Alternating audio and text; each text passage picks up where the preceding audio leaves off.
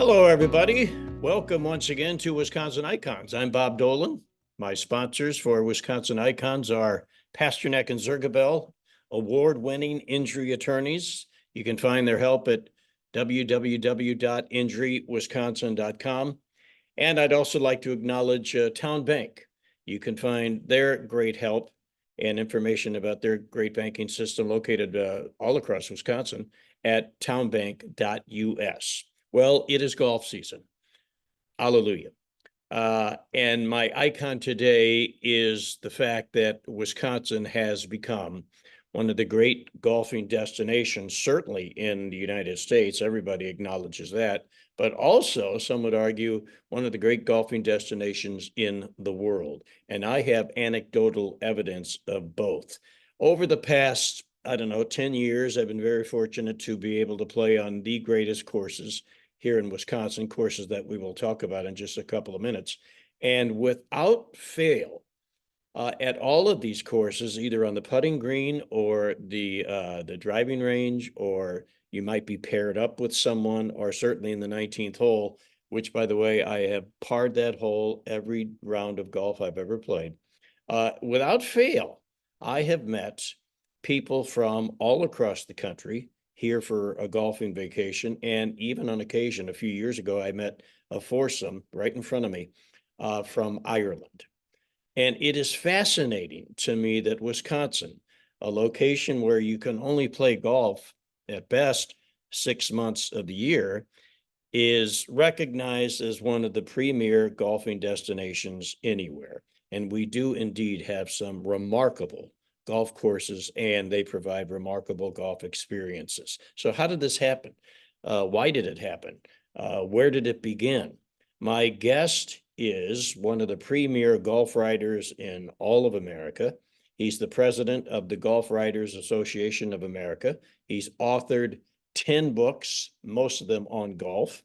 And his name is Gary D'Amato, and I am very honored and happy to have Gary D'Amato on Wisconsin Icons to walk us through this golfing landscape in Wisconsin. Gary D'Amato, it's nice to see you, and welcome to Wisconsin Icons. Thank you. It's nice to be on. Thanks for having me. I especially like your hat. You know, all golfers are big hat guys, aren't we? Well, especially when you have my hair. Well, yeah, I'm right there with you. Yeah. Yeah. Gary, I know two things for sure about golfers. And I know you're a big golfer in addition to make a living out of it. You're a very good golfer. And I golf. I just love to golf. I'm not very good, but I love it. And there's two things I know about golfers. A, we love to golf. And B, we love to talk about golf. Probably drives everybody around us crazy. But I'm fascinated, Gary, with what's happened in Wisconsin over the last roughly 20 years, 25 years. And that is the fact that Wisconsin is greatly acknowledged now as being one of the premier destinations, certainly nationwide, and perhaps even worldwide, as a golf destination. And if you would have told either one of us that 35 years ago, we would have laughed in your face because you can only golf here for 6 months. And yet here we are. We're one of the best in the world. And I'm just curious how that happened. Where did it start? How did it grow? And is it going to continue to grow? So let's start, Gary, right from the start. Who gets credit for being the first? Well, I think you have to look at Century World in Stevens Point, which opened in 1982 as the first sort of high upscale public golf course in the state that started attracting out-of-state play. But really, the golf boom in Wisconsin, I think, goes 1988 and the opening of Black Wolf Run in Kohler. Herb Kohler, the late Herbert V. Kohler Jr., he didn't really have a vision. I mean, he wanted to open a golf course simply because he opened the American Club, the five-star hotel in Kohler that was a former dormitory for migrant workers, turned into a beautiful hotel, and all his guests were saying, you need a golf course, because he was shipping them in vans to golf courses in the area. Mm-hmm. So out of necessity, he built Black Wolf Run. And I think he wanted to charge at the beginning $45 or $50 for a round of golf in 1988. And people said, you're crazy, Herb. No one will pay that much money to play golf. Right. Well, it turns out people pay a lot more than that to play golf in our state. So I think Black Wolf Run was a genesis of everything that's happened since. go back for just a moment. You just mentioned Century World, 1982. Is that correct? Uh, 82. Yes. that's an Arnold Palmer. At least it was. Is that correct? No, that was designed by Robert Trent Jones Jr. Okay. Okay. Yeah. And And where did all the um, why? I mean, he's worldwide. Why would he have come to Wisconsin to tackle Century World? How did that even start? well, he was lured to central Wisconsin by the late John Jonas, who was the CEO of Century Insurance. And Mr. Jones wanted to build a golf course for his employees and for the community. And at that time, Robert Trent Jones was a big name in golf course architecture, designed a number Yeah. of US Open type venues. And so that's, money spoke, and that's what brought RJT to central Wisconsin, to Steve's Point, to build that golf course. And 40 years later, they hosted just last summer. They hosted the U.S. Senior Open, and you would certainly know this far better than me. It played off to rave reviews, correct?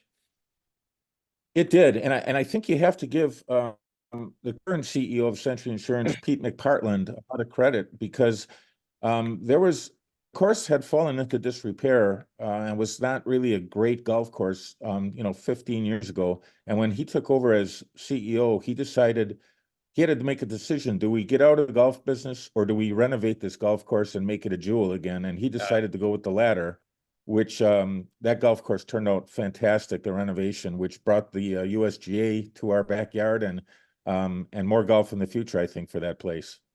Bear with me here for a few seconds, Gary. I'll tell a story, and if I'm incorrect, please remind me. And maybe you were at the same event, but I remember I just mentioned Arnold Palmer and Century World.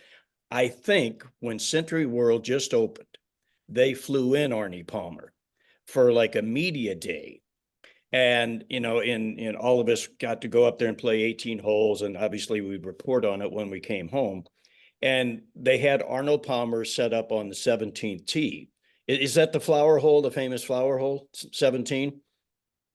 Number 16, the 16. par three Okay. flower hole. So, Yeah. we'd all go out and play. Maybe you were here, but we'd all go play our round. But when you got to the 16th tee, Arnold Palmer's standing there waiting for you. So you got to play one hole with Arnold Palmer.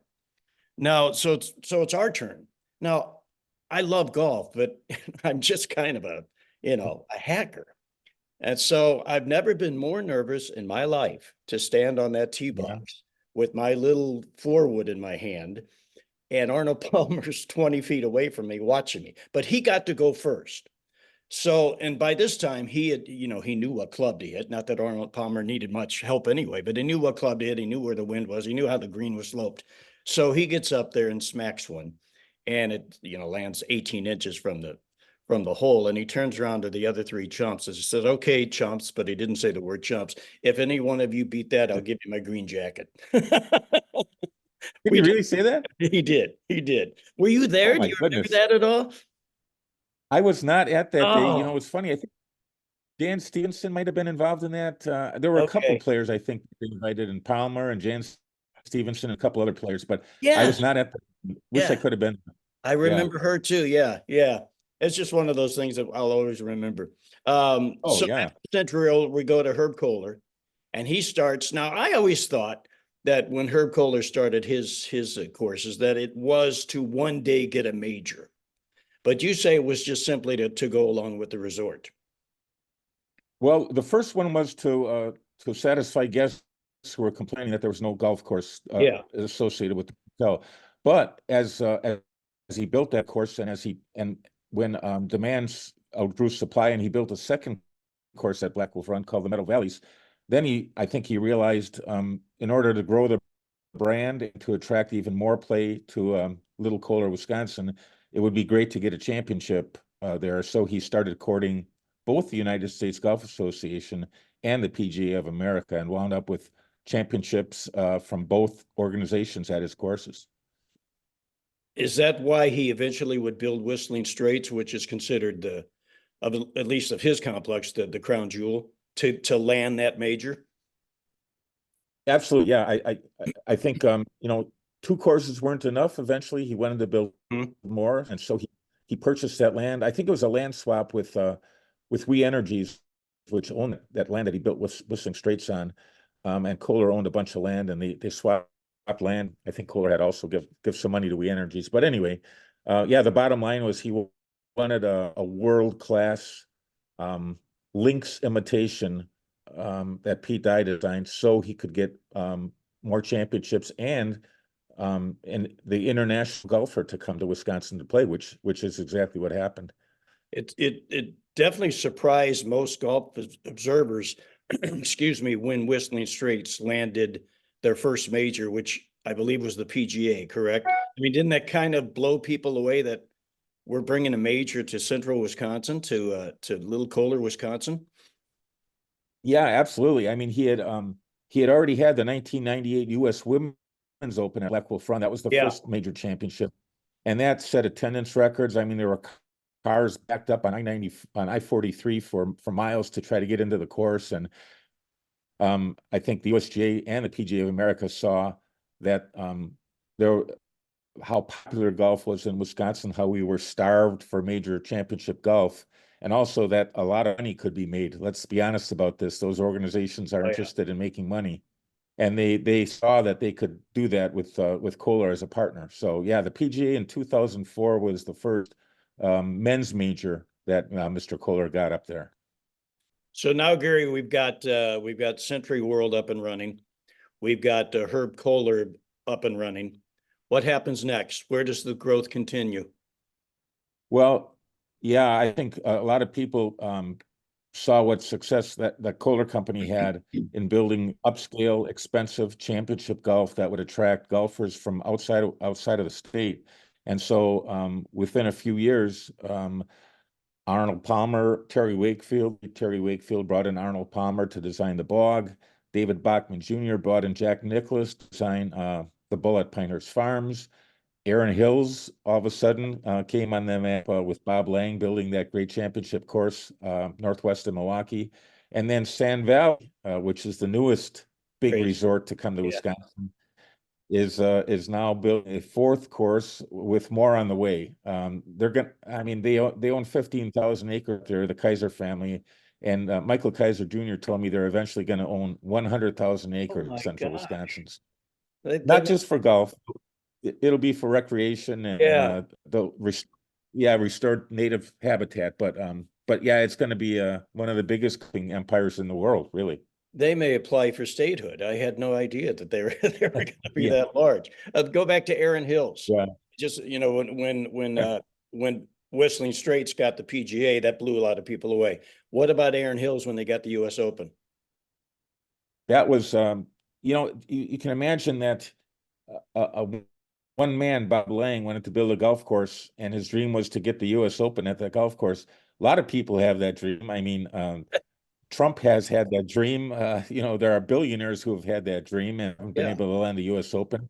And Bob Lang did it. And I've got to say, when he sold the to Andy Ziegler about 15 years ago, that's really what elevated the golf course, because Andy was able to put a lot of money into it and bring it up to that championship caliber. But the amateur hour was already coming. Bob Lang had landed that, and it was just a question of, was the course ready for a U.S. Open? And it turned out, thanks to the new owner, Andy Ziegler, it was.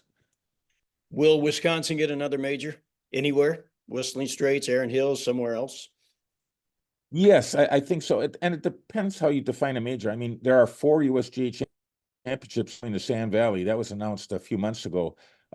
They aren't, quote unquote majors. They're a U.S. Mid-Ams, a U.S. Women's Open, and a U.S. Women's Open is coming to Erin Hills in 2025, just a little over a year away now. They're going to Okay. get the U.S. Women's Open, which I consider a major. It's the biggest tournament in the world for women. But beyond that, I think, a lot of these tournaments now are scheduled out years in advance. It might be a long time before we get another U.S. Open, Mm-hmm. but I hope it happens. I hope it happens in my lifetime, and I think it probably will. Mm-hmm. What do they all have in all the great ones that you've mentioned? Do they have something in common? How do you explain the great success and the great popularity of all these courses in really one 200-mile circle radius?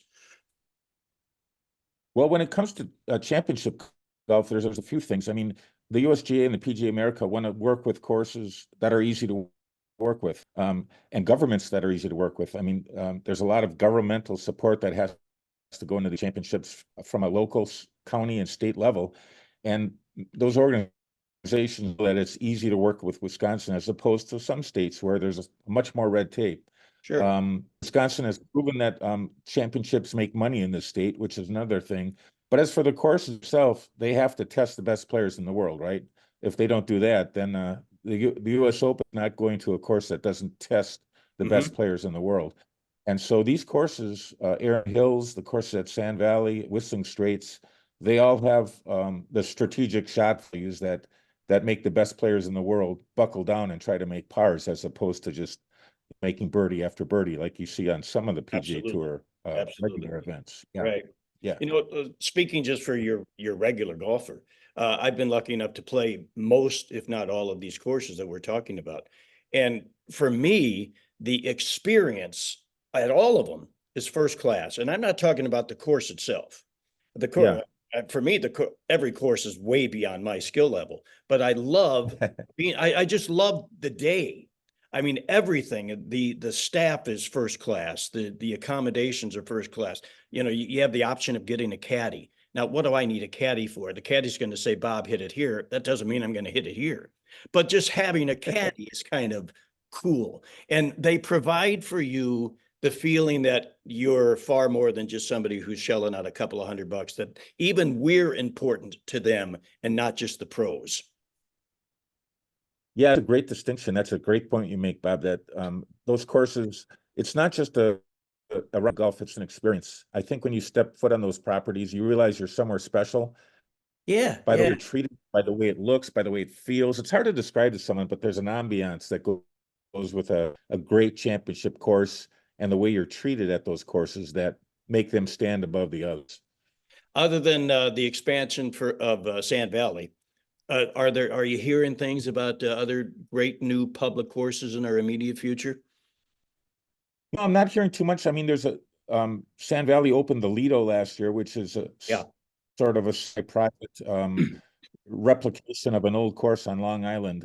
And I played it last summer, and it's fabulous.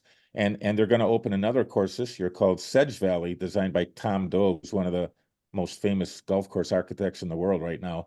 But beyond that, I don't see a ton on the horizon. But a lot of courses are what they're doing is adding either putting courses or short courses, because par three golf, course golf, has in the last 5 years become very popular again. When I was a kid, you look down your nose at par three courses. You wanted to play a regulation 18-hole big course. But a lot of people are finding great enjoyment playing these short courses now. And so a lot of courses in our state are added short courses now, whether they be 12 holes up at Trapper's Turn, 12 North, designed by North, or the Baths at Black Wolf Run. And now I hear there's going to be a short course designed at Club at Lac La Belle. So they're popping up everywhere. Okay. Is that mainly just to Yeah. save some time? What's the appeal of a par three? Yeah, I think it's another, for instance, at La Belle, they have one 18-hole course. So traveling golfers might come in the morning, play 18 holes, and then leave. And this is an opportunity to get them to stay for a little bit longer. Yeah. Maybe they play 2 holes, they have a nice lunch, and after that, they say, "Hey, let's go play the par three course." It just keeps them at the Yeah. course or the resort a little bit longer, and it gives them an alternative to play more golf without, some golfers like me. I find it difficult to play 36 holes in a day, because We used I'm to. getting old. But We used to but play 36. Yeah. yeah, but 18 holes followed by a 9-hole course, I can Yeah. do that, Yeah. and I will do that. There's a lot of appeal to that. I'm curious, Gary, what these great courses think of the others. Let me explain that. There's only Mhm. so much golf that you can play in a 6-month window in one giant circle. So I mean, do they view themselves as competitors, or do they view themselves as, hey, we're all kind of in this together, and no matter where the golfer may come from, it's a good thing?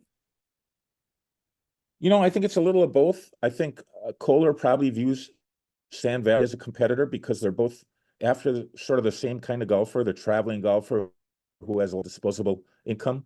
Um, And so I think maybe they're viewed as competitive, but also I think they're smart enough to realize that when they get that traveling golfer to come to Wisconsin, they're not going to stay for 2 days and go home. They want to play, Yeah, they want to stay for a week. yeah, And so I think there's a cooperation among those courses. Hey, start out at Erin Hills and then drive up the road and play Sand Valley, and then yeah, spend 2 more days in Kohler, and that would be a fantastic week of golf. yeah.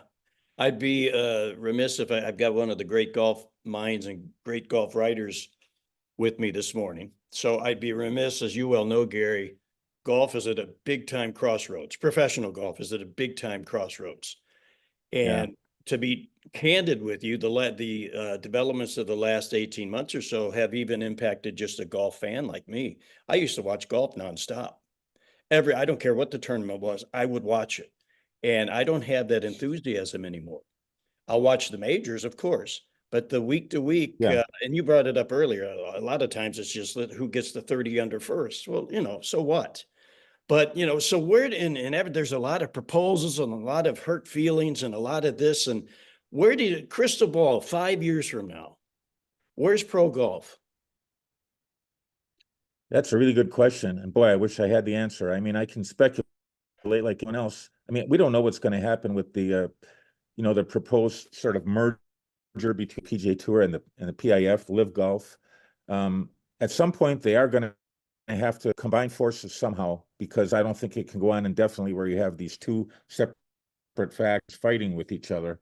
Um, I think in the future in pro golf, there are going to be fewer tournaments. They're going to be spread around the world. They're all going to have the best players in them, as opposed to some events on the PGA Tour that frankly have weak fields now. Sure. And they'll be playing for a lot more money. So how that impacts the golf fan, is the golf fan going to get up at 3 in the morning, watch a tournament Hmm. in China, the best players in the world in it? I don't know. I think the golf fan is confused and a little bit hurt right now, because we don't know where the game is going, frankly. And but the status quo of 45 tour events, with vast majority of them played in the U.S., that's going to end at some point. Hmm. My concern, Rory floated this idea recently, and maybe didn't come from Rory, and I'm sure others have thought about it. It's kind of a parallel to the football leagues in Europe, the Premier League, the Champions League, where everybody's kind of a feeder system up to the top, which I love. I think that's one of the great Yeah, formats in all the sports. But my concern, if we did that in golf, would not be at the top level, because I'd watch that event every week, but it'd be the feeder league. right. I mean, how much money could there be to support a group of golfers 4 or 5 rungs down the ladder? How much interest would there be? How much money would there be? So the top may look wonderful, but the rest of golf, I think, would suffer. Yeah, I think you raise a very good point. Right now we have, the PGA Americas Tour, which has tournaments in Mexico and South America and Central America, and then tournaments in Canada, the Canadian Tour, and they've kind of come this year. And so that's the feeder tour for the Corn Ferry Tour, which is the Yeah, feeder tour for the PGA Tour. yeah. But what happens to those tours when this all changes? I don't know. Is there enough money to support these other tours? Is there enough money to support the Champions Tour going forward? I don't know. Sponsors are bailing on the PGA Tour right now. Wells Fargo pulled out. Fox Insurance, I think, is pulling out. And the tour is having a harder and harder time finding title sponsors willing to shell out 20 million a year to put their name on a golf tournament. I'll let you brag here for just a second, Gary. I'm sure that you've played all of the tournament, all of the courses that we talked about here. What's your best round at a Wisconsin golf course? Oh my goodness. Of the good one, of the Kohlers, the Sand Valleys, et cetera. What was the one that you Yeah. talk about or think about with your buddies? Well, anytime I break 80 at any of those courses, I'm very happy, and it hasn't happened in a long while. But the best I ever was an 8 handicap. So I've never been a really good player. Okay, yeah. I'm currently at about a 13, so my handicap is going in the wrong direction. So now it's harder and harder for me to shoot in the low 80s even. But I've broken 80 on a couple times at those courses, and it's always a thrill to do that. Well, you've been a delight. I always love talking golf. I could talk golf with you all day, which is probably the last thing you want to do. Um, tell me about the website and It's tell fun. me about some of the places we can see see your writings and articles. Yeah, thanks. I work for a website called wisconsin.gov. A lot of people hear it as .gov, and they're like, Wisconsin.gov? No, wisconsin.gov. Pretty easy to put that address in, and um, that's where my study's posted to. My colleague Rob Hernandez. We share in most of the writing, and now we've partnered with the Wisconsin State Golf Association, which is now overseeing our website, and so we have their added marketing muscle resources. So I think we're going to continue to grow. A couple of fine writers we have worked for the WSGA's digital magazine. Caitlin Moyer and Rick Platel are now going to be contributing to our website. So we've got more voices, more content, and I think it's a good thing. I think we're going to continue to grow here. Gary, I greatly appreciate your expertise and your time, and I'm glad you've been a guest on Wisconsin Icons. You take care. Thank you. Thanks a lot.